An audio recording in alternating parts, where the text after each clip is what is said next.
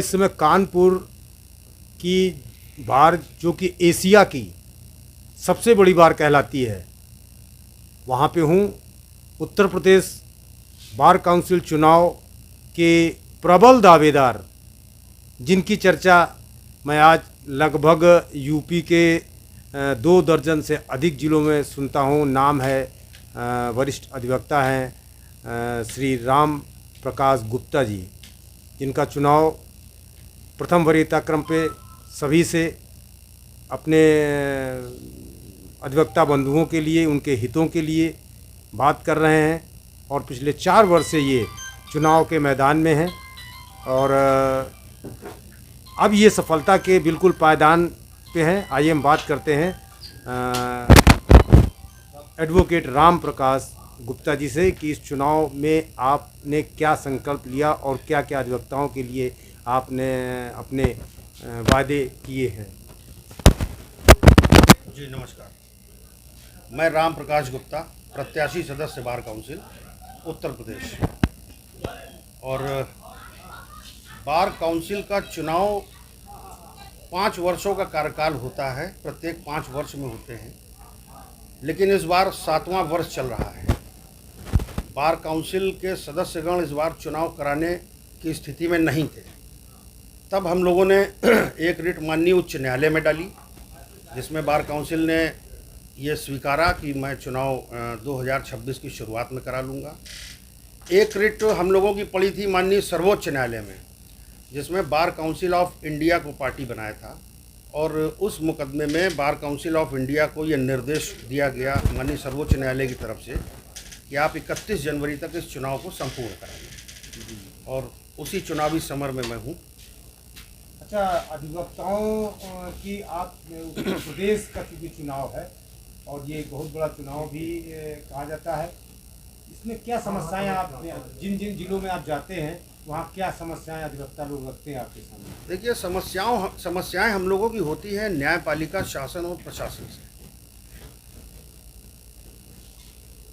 पेशे से संबंधित समस्याएं। पेशे से संबंधित समस्या क्या, देखिए हम अधिवक्ता हैं, अधिवक्ता कोर्ट का ऑफिसर होता है। हम लोग कहीं कोई नौकरी तो करते नहीं सरकार की कि नौकरी कर रहे हैं, हम लोगों को तनख्वाह मिल रही है। हम लोग समाज सेवा करते हैं, एक तरह की समाज के दबे कुचले वर्ग को न्याय दिलाने का काम है हमारा। और उस पर भी न्यायपालिका हम लोगों पर दबाव बनाती है, प्रशासन हम लोगों पर दबाव बनाता है। और दबाव इस तरह से, अब जैसे कोई मुवक्किल है, अब मान लीजिए उसकी अगर कोई समस्या है, प्रशासनिक समस्या है, उसकी कोई एप्लीकेशन लेकर के अपने मुवक्किल के साथ हम लोग अगर जाते हैं किसी प्रशासनिक अफसर के पास, तो मुझे दलाल की संज्ञा देने लगते हैं। हम लोग अपना प्रतिनिधि चुनते हैं जो बार काउंसिल के सदस्यगण होते हैं। प्रतिनिधि इसलिए चुनते हैं कि वो हमारे मान सम्मान और हमारे अधिकारों की रक्षा करें, हमारे सुख दुख में हमारे साथ भागीदार बने। और अभी इस कार्यकाल पर विभिन्न जिलों में बड़ी बड़ी समस्याएं आईं। जैसे हापुड़ में आज से 2-2.5 वर्ष पहले एक कांड हुआ था। हमारे वकीलों को बहुत बुरी तरह से प्रशासनिक अधिकारियों ने और वहाँ के पुलिस वालों ने बहुत बर्बरता से मारा था। वो सब बेचारे हॉस्पिटलाइज हुए थे। हम लोगों ने उनके खिलाफ एक आंदोलन किया था हापुड़ में ही, जो 29 दिन तक आंदोलन चला। और हम लोगों की निगाहें लगी रहीं कि शायद जो हमारी मातृ संस्था है बार काउंसिल, हमारे साथ हमारे संघर्ष में साथ आवे, लेकिन बार काउंसिल ने साथ नहीं दिया। हम लोगों की अपेक्षाएं होती हैं कि हमारे साथ यदि कहीं कोई समस्या है तो बार काउंसिल को हमारा साथ देना चाहिए। बार काउंसिल साथ नहीं देती। इसी तरह से एक कासगंज में एक महिला अधिवक्ता की हत्या हो गई थी। वहाँ के प्रशासनिक अफसरों को पूरी तरह से पता था कि ये हत्याकांड किन लोगों ने किया है, और उसके बावजूद बार काउंसिल ने हमारा कोई साथ नहीं दिया। और वहाँ के प्रशासन ने हमारे ही कासगंज के 6 अधिवक्ताओं को 302 में निरुद्ध करके जेल भेज दिया। अक्सर ऐसी समस्याएं होती हैं, आप लोगों ने सुना होगा भी गाजियाबाद में कितना बड़ा लाठीचार्ज हुआ। हमीरपुर में जिला जज महोदय ने सारे बस्ते गिराने का एक तुगलकी फरमान जारी कर दिया।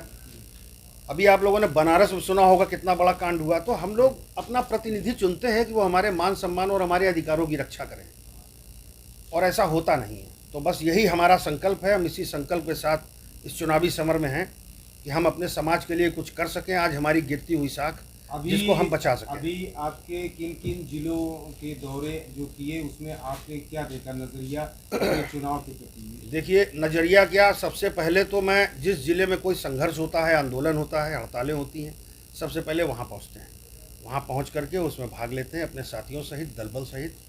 कोशिश होती है कि हमारी मांगों को पूरा किया जाए। हमारी जायज़ मांगें होती हैं, नाजायज़ नहीं होती। यदि आप बार काउंसिल के सदस्य बनते हैं, जो समस्याएं आपने बताई बार काउंसिल ने नहीं सुनी, और अगर ऐसे कोई घटनाक्रम हो जाता है तो आपकी प्रतिक्रिया क्या रहेगी? देखिए, प्राथमिकता मैं पहले आपको बता रहा हूँ, बार काउंसिल पहुँचते ही, बार काउंसिल में 25 सदस्य होते हैं और उत्तर प्रदेश में 75 ज़िले हैं।